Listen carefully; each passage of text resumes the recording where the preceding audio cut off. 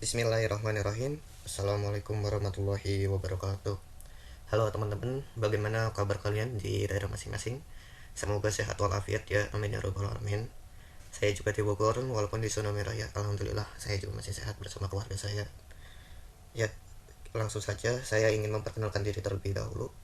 Nama saya Irfan Bimantara Setiaji, dan juga bersama rekan saya yaitu Siti Halimah dari kelompok 5 kami akan membahas tentang bagaimana pendekatan ekologikal struktur tata ruang kota.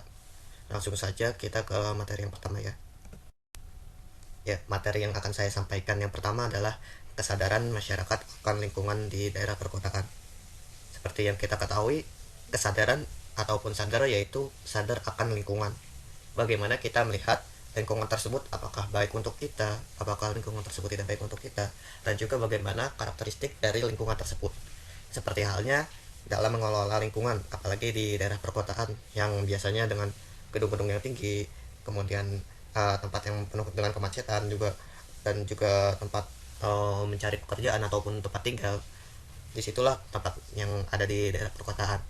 Nah, kota sendiri adalah sebagai pusat dari segala aktivitas yang mengaitkan dengan sarana dan prasarana yang baik dan menunjang kehidupan masyarakat. Nah, seperti yang sudah saya jelaskan tadi itu, bahwa kota itu sebagai suatu sumber dari segala aktivitas ada di sana. Bagaimana pendidikannya yang tinggi, kesehatannya juga yang terjamin, dan juga teknologi yang mutakhir gitu, yang serba ada gitu. Nah, tapi kekurangannya di sini adalah bagaimana kita mengelola suatu lahan di daerah perkotaan. Nah, dalam mengelola suatu lahan di daerah perkotaan itu yang sesuai dengan ekologi, haruslah pertama yaitu memikirkan pola pikir dari masyarakat itu sendiri, dimana masyarakat itu bisa sebagai suatu penghambat ataupun sebagai suatu peningkat yang dalam pengelolaan lahan. Nah, biasanya di daerah perkotaan itu, dan juga mungkin di daerah saya juga berasumsi bahwa misalkan apabila ada lahan yang kosong gitu, pasti biasanya dibuat sebagai perumahan, karena biasanya bisa mendapatkan keuntungan lebih dari perumahan tersebut dibandingkan membuat misalkan sebagai taman ataupun misalkan uh, perpustakaan gitu, dan juga hal lain sebagainya. Nah, dalam pengelolaan lahan ini sudah diatur dalam Undang-Undang Nomor 32 Tahun 2009 di pasal 1 ayat 2 tentang perlindungan dan pengelolaan lingkungan hidup. Di undang-undang ini menyebutkan bahwa perlindungan dan pengelolaan lingkungan hidup adalah upaya sistematis dan terpadu yang dilakukan untuk melestarikan fungsi lingkungan hidup dan mencegah terjadinya pencemaran dan atau kerusakan lingkungan hidup yang meliputi perencanaan, pemanfaatan, pengendalian, pemeliharaan, pengawasan, dan penegakan hukum. Nah, sudah jelas bahwa di undang-undang ini ada beberapa hal untuk pengelolaan lingkungan, tahap-tahapnya dari yang perencanaan yang sudah saya sampaikan tersebut.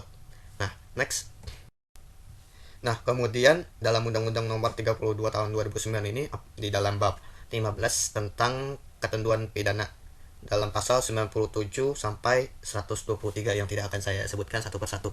Cuman saya ambil contoh di dalam pasal 103 di mana berbunyi setiap orang yang menghasilkan limbah B3 dan tidak melakukan pengelolaan sebagaimana yang dimaksud dalam pasal 59 akan dipidana dengan pidana paling singkat 1 tahun dan paling lama 3 tahun, dan denda paling sedikit 1 miliar rupiah, dan juga paling banyak 3 miliar rupiah. Banyak sekali ya sepertinya teman-teman.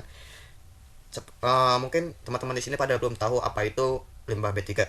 Limbah B3 itu merupakan singkatan, yaitu adalah benda berbahaya dan beracun, atau bisa disebutnya juga sebagai limbah gitu, limbah yang dapat mencemari lingkungan di sekitar kita gitu. Nah, dalam pengelolaan limbah juga, limbah itu sendiri adalah sebagai hasil produksi yang bersifat cair maupun padat, di mana sudah tidak mempunyai nilai ataupun sudah tidak berharga dalam maksud utama dalam pembuatannya atau pemakaiannya. Ini saya kutip dari KBBI, bahwa limbah ini pun sudah tidak berguna sih sebenarnya. Namun mungkin saja apabila dikelola lagi mungkin bisa meminimalisir bagaimana resiko dari limbah tersebut, apakah bisa mencemari lingkungan ataupun tidak. Ya, next ke selanjutnya. Selanjutnya, setelah saya menjelaskan bagaimana undang-undang tentang pengelolaan lahan dan juga apa itu limbah dan juga apa itu B3, kemudian saya akan menjelaskan bagaimana cara pengelolaan limbah. Bisa dilihat ya teman-teman di slide ini bahwa yang pertama itu di kawasan pemukiman, di mana yang di kawasan pemukiman yang memproduksi limbah bisa diatasi dengan pengembangan layanan sanitasi secara mandiri. Sanitasi itu adalah usaha untuk membina dan menciptakan suatu keadaan yang baik di bidang kesehatan, terutama kesehatan masyarakat. Nah, selanjutnya, sampah yang menjadi limbah padat bisa diatasi dengan menyediakan wadah sampah ataupun bisa disebut tempat sampah. Kemudian, menggunakan layanan drainase lingkungan untuk menangani limpasan air hujan melalui saluran drainase yang tersambung ke aliran air penerima. Ya, tentunya dalam drainase ini tuh harus bisa menampung air hujan. Apabila tidak bisa menampung air hujan pun juga berdampak buruk gitu.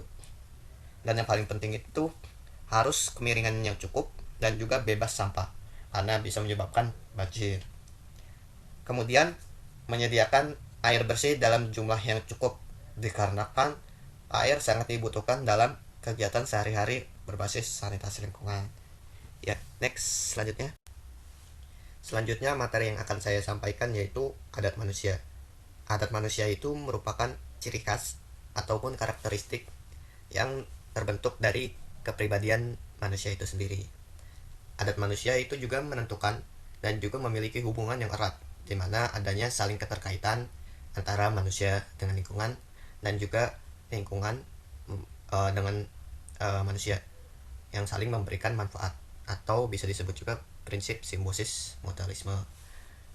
Kemudian masyarakat pun pasti memiliki hubungan yang spiritual, keagamaan yang tinggi gitu, budaya dan sosial ekonomi dan wilayah tradisionalnya. Dalam wilayah tradisional pun hukum-hukum adat dan tradisi dan juga praktek-praktek pun juga masih berlaku, di mana dalam hal tersebut menggambarkan keterkaitan atas tanah dan tanggung jawab untuk melestarikan wilayah tradisionalnya untuk kebutuhan generasi selanjutnya. Maksudnya dari ini adalah mereka mempunyai hukum-hukum adat dan juga tradisi, di mana walaupun mereka menggunakan sumber daya alam, tapi mereka juga masih menyisakan agar generasi-generasi selanjutnya dapat menggunakannya, juga dapat melihatnya dan memanfaatkannya. Hal inilah yang harus dicontoh gitu dalam pengembangan lingkungan, apalagi di Indonesia ya, yang menggunakan sumber daya yang dimanfaatkan semua ya, kira-kira mah begitu. Nah, saran saya mungkin adalah menggunakan energi alternatif, di mana energi alternatif ini merupakan sebuah solusi ya dari permasalahan yang ada. Energi alternatif sendiri adalah energi terbarukan, di mana menggunakan bahan-bahan yang ramah lingkungan, seperti halnya ada yang menggunakan cahaya matahari atau seperti panel surya gitu. Kemudian pembangkit listrik tenaga air gitu. Dan juga energi alternatif ini energi yang tidak merusak lingkungan gitu. Kemudian seperti halnya tidak menggunakan alat elektronik gitu yang bukan yang mengandung CFT, itu habis itu penghijauan lahan kembali dan juga penyuluhan kepada masyarakat agar menggunakan energi-energi yang ramah lingkungan. Selanjutnya, kemudian materi yang akan saya sampaikan adalah faktor lahan yang mempengaruhi sistem ekologikal perkotaan. Saya bahas dulu apa pengertian lahan. Lahan merupakan kumpulan atau luasan dari sebuah tanah, di mana memiliki lingkungan fisik, biotik maupun abiotik yang membantu manusia dalam meningkatkan kesejahteraan hidupnya. Nah, faktor lahan ini tidak terlepas dari meningkatnya jumlah penduduk.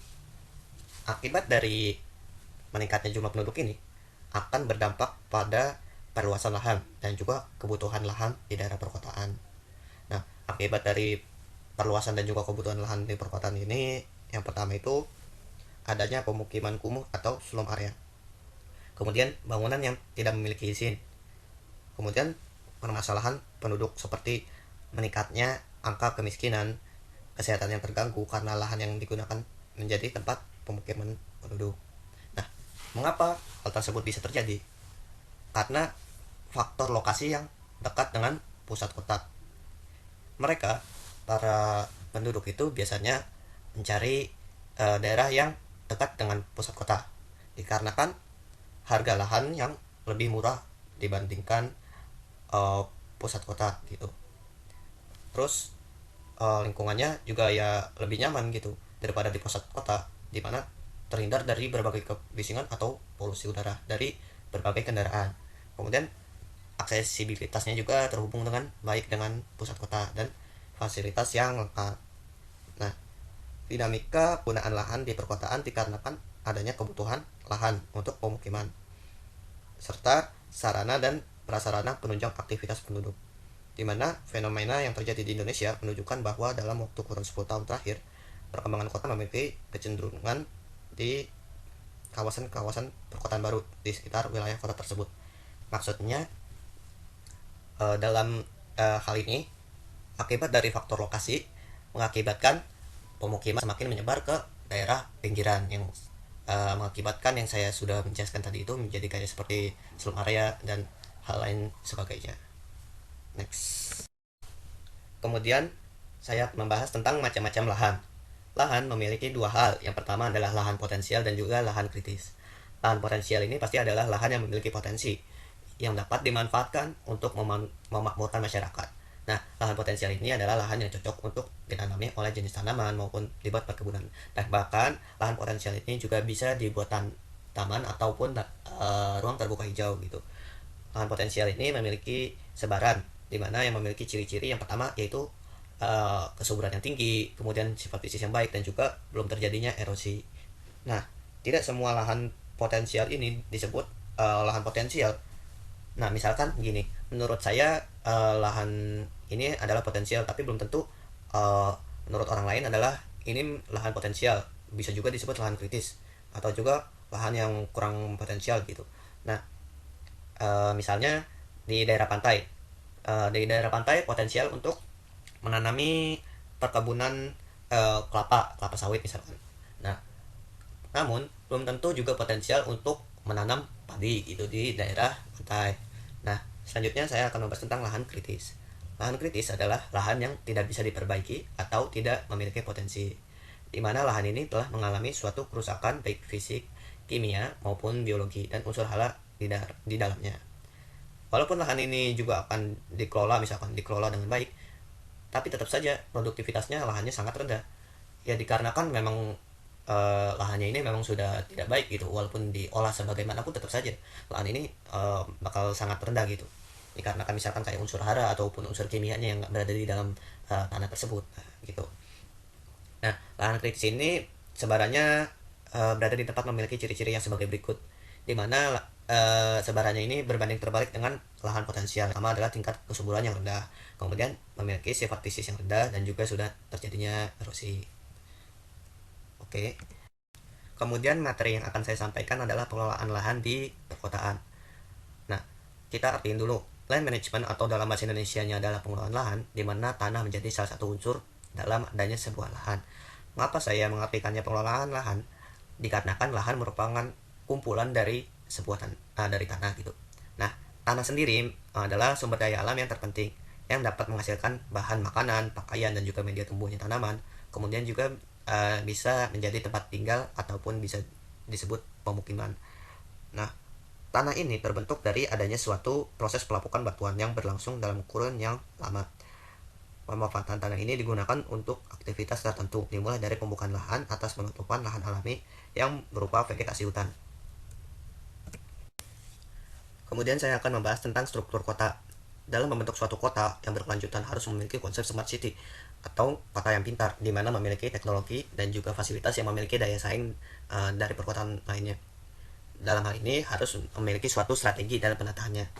Dalam tata kelola perkotaan terdapat 6 komponen yang harus dipertimbangkan, antara lain yang pertama adalah planning process atau proses perencanaan, yang kedua adalah competitives atau daya saing, yang ketiga adalah infrastruktur dan sistem manajemen, yang keempat adalah land and urban form management, yang kelima adalah urban institutional management, dan yang keenam adalah urban space and hinterland management. Kemudian materi yang akan saya sampaikan selanjutnya adalah manajemen lahan. Mohon maaf apabila saya agak kecepatan karena ini ada pembagian waktu antara saya dan juga rekan saya.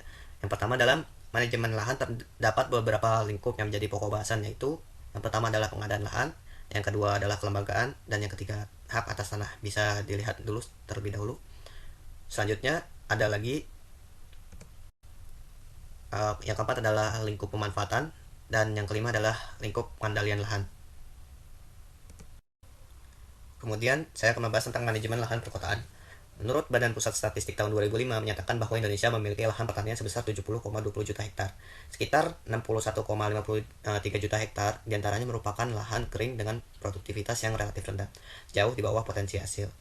Di mana ketika dikaitkan antara manajemen lahan dan juga bentuk kota, maka akan terjadi isu strategis yang akan muncul adalah urban sprawl dan juga konurbasi. Yang pertama adalah urban sprawl. Urban sprawl adalah pemekaran kota ke daerah-daerah sekitarnya secara tidak terstruktur, acak, dan tanpa adanya rencana. Sedangkan konurbasi adalah hilangnya batas-batas perkotaan akibat dari pertumbuhan kota dan populasi yang terus meningkat secara fisik terlihat satu wilayah yang membangun. Nah, dalam pengelolaan kesuburan tanah haruslah diberikan pupuk, di mana pupuk ini membantu untuk meningkatkan ketersediaan hara dan juga bermanfaat yang pertama untuk melindungi akar dari gangguan hama, kemudian stimulasi sistem perakaran, yang ketiga adalah membantu mitosis jaringan meristem pada titik tumbuh, keempat adalah penawar racun beberapa logam berat, yang kelima adalah metabolit pengatur tubuh tanaman, yang keenam adalah bioaktivator perombak bahan organik. Namun pengelolaan kesuburan tanah tidak terbatas pada peningkatan kesuburan kimiawi saja, tetapi juga kesuburan fisik dan juga biologi tanah. Nah, hal tersebut juga selain diberikan pupuk tersebut juga uh, perlu diperhatikan pemeliharaan tanah tersebut untuk pertumbuhan tanaman dan juga kehidupan organisme dan juga mendukung berbagai proses penting yang ada di dalam tanah. Nah, pengaturan pola tanam juga dapat mempengaruhi suatu permukaan lahan, di mana harus permukaan lahan ini harus selalu tertutup oleh vegetasi atau sisa-sisa tanaman atau serasa, dan juga berperan penting dalam konservasi tanah. Seperti yang kita ketahui bahwa apabila tanah tersebut terdapat serasa-serasa atau hasil dari pelapukan daun-daun akan membantu juga dalam meningkatkan kesuburan tanah. Selanjutnya saya akan membahas tentang olah tanah konservasi atau OTK. OTK ini merupakan alternatif penyiapan lahan yang dapat mempertahankan produktivitas lahan tetap tinggi. OTK ini dicirikan oleh berkurangnya pembongkaran atau pembalikan tanah, mengintensifkan penggunaan sisa-sisa tanaman atau bahan lainnya sebagai mulsa, dan juga disertai penggunaan herbisida untuk menekankan pertumbuhan gulma atau tanaman pengganggu lainnya. Kemudian dalam mengolah tanah konservasi ini harus adanya rehabilitasi lahan. Lahan yang terdegradasi dapat mendukung optimalisasi lahan. Rehabilitasi ini adalah pemulihan atau keadaan yang sudah dikatakan rusak ya. Oke, segitu saja dari saya Irfan Wendra Setiaji yang dapat disampaikan. Kemudian selanjutnya akan dibahas oleh rekan saya Siti Halimah. Kepadanya dipersilakan. Assalamualaikum warahmatullahi wabarakatuh. Perkenalkan, nama saya Siti Halimah. Di sini saya akan menjelaskan tentang penataan ruang perkotaan dengan konsep ekologis dan tujuan penataan ruang wilayah kota. Nah, yang pertama yaitu tentang penataan ruang perkotaan dengan konsep ekologis. Menurut Argo, pada tahun 2001, penataan ruang suatu perkotaan mulai memasukkan konsep ekologi sebagai pertimbangan dalam menjadikan kota yang mandiri. Nah, jadi pada saat itu Argo mulai memasukkan konsep ekologis pada penataan ruang perkotaan, meskipun pada saat itu belum banyak peneliti yang melakukannya. Adanya berbagai kegiatan di pusat kota akan menimbulkan adanya pengelompokan atau segregasi dan penyebab jenis-jenis kegiatan. Hal ini dipengaruhi oleh beberapa faktor, yaitu ketersediaan ruang dalam kota. Maksudnya yaitu tentunya dalam sebuah penataan ruang perkotaan kita memerlukan sebuah ruang untuk membangun kota tersebut. Nah, misalnya seperti lahan. Yang kedua, jenis-jenis kebutuhan warga kota. Yang ketiga, tingkat teknologi yang ada dalam penataan ruang perkotaan. Tentunya kita membutuhkan teknologi yang canggih untuk membantu dalam penataan ruang tersebut. Yang keempat yaitu perencanaan pembangunan perkotaan. Dan dalam pembangunan perkotaan, Sebelum kita melakukan sebuah pembangunan, tentunya kita akan melakukan sebuah perencanaan terlebih dahulu. Yang kelima yaitu faktor geografis setempat. Kemudian ada aspek-aspek perencanaan penataan tata ruang kota, yaitu yang pertama aspek sosial seperti kependudukan, sosial budaya, dan lain-lain.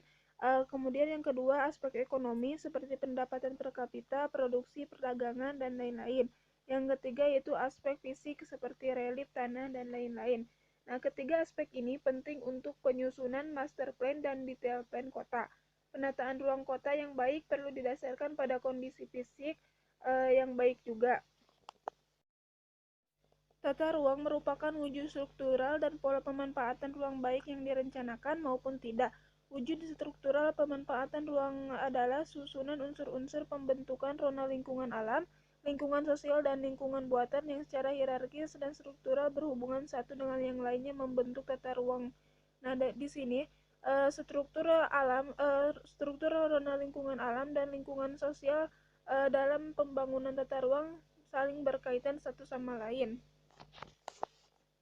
Di dalam suatu kota terdapat juga hierarki pusat pelayanan kegiatan perkotaan yang membantu dalam membentuk tata ruang kota.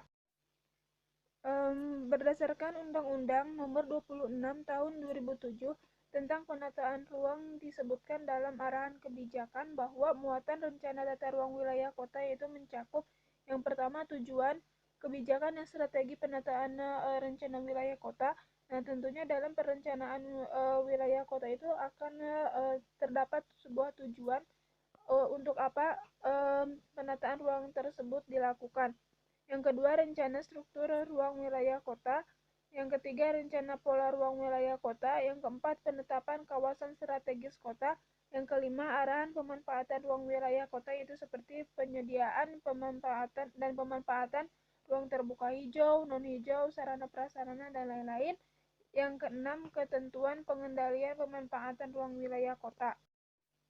Menurut Argo dan juga Samyadji, terdapat aspek-aspek yang perlu dilihat dalam penataan ruang kota. Yang pertama yaitu memanfaatkan sumber daya alam yang ada secara efisien, baik yang berada di pinggiran kota maupun di kabupaten luar kota. Nah, di sini jika sumber daya alam tersebut tersedia di luar perkotaan, maka perlu dilakukan kerjasama antar daerah untuk mempertahankan keberlanjutan sumber daya alam tersebut dalam penataan ruang perkotaan. Jadi di sini perlu diadakannya kerjasama antar perkotaan yang ada di dalam dan perkotaan yang ada di pinggiran untuk mempertahankan sumber daya alam tersebut. Yang kedua, memanfaatkan ruang kota sebagai sumber daya alam kota yang memiliki 3 nilai. Yang pertama yaitu nilai ekonomi. Nah, nilai ekonomi ini fungsinya sebagai fungsi ekonomi ruang kota itu dapat diperoleh dari perdagangan, penawaran, penawaran ruang kota, dan lain-lain. Yang kedua, nilai lingkungan, yaitu memanfaatkan ruang kota sebagai daya dukung dan daya tampung sehingga terjadi keseimbangan dan keharmonisan antara lingkungan alam dan lingkungan buatan. Yang ketiga itu nilai kepentingan umum yang digunakan untuk fasilitas masyarakat umum seperti jalan, taman, dan lain-lain. Nah, yang ketiga itu kegiatan kota diusahakan dalam skala kecil untuk mengurangi eksploitasi yang tinggi. Yang keempat, meminimaliskan pergerakan dan diupayakan sifatnya lokal dalam kota itu sendiri. Selanjutnya, konsep-konsep kota yang ekologis. Yang pertama ada compact city. Nah, konsep ini itu meminimalkan penggunaan tata ruang kota sehingga memudahkan pergerakan dari satu lokasi ke lokasi lain. Yang kedua ada eco city. Nah, di sini berbeda dengan compact city. Eco city itu lebih mempertimbangkan interaksi antar manusia dengan alamnya. Di sini dalam eco city ini pembangunan kota itu lebih ditunjukkan kepada manusia. Kemudian yang ketiga itu bioregional city. Nah, bioregional city ini yaitu menekankan pada pemanfaatan sumber daya lokal sehingga masyarakat itu lebih memperhatikan sumber daya alam yang ada di sekitarnya. Yang keempat ada sustainable city. Nah, di sini itu aspek penurunan kualitas lingkungan itu menjadi faktor penting dalam konsep ini, yaitu kota berkelanjutan diupayakan dapat menilai ketergantungan kepada lingkungan alam, aspek ekonomi dan sosial pun juga tercatat erat pada lingkungan. Artinya lingkungan itu lingkungan dapat mencakup semuanya. Nah, untuk mengembangkan konsep keberlanjutan dalam penataan ruang kota itu dapat beberapa format yang berbeda di tiap negara. Jadi setiap negara memiliki formatnya masing-masing dalam penataan ruang kota. Misalnya di Indonesia sendiri menggunakan konsep land use planning sebagaimana yang tercantum dalam Undang-Undang Nomor 24 Tahun 1992 dalam rangka menahan tekanan urbanisasi. Dan kemudian contoh lainnya itu seperti di Jepang, misalnya Jepang memasukkan urban promosi area dalam land use planningnya, serta adanya urban development project yang terdiri dari land reducement project, urban redevelopment project, new residential area development project, dan sebagainya. Kemudian tujuan penataan ruang wilayah kota untuk jangka panjang atau jangka pendek wilayah perkotaan. Nah, di sini tujuan penataan ruang wilayah kota itu adalah tujuan yang diterapkan pemerintah daerah kota yang merupakan arahan perwujudan visi dan misi pembangunan. Jangka panjang kota pada aspek keruangan yang pada dasarnya mendukung terwujudnya ruang wilayah nasional yang aman, nyaman, produktif, dan berkelanjutan berlandasan wawasan Nusantara dan ketahanan nasional.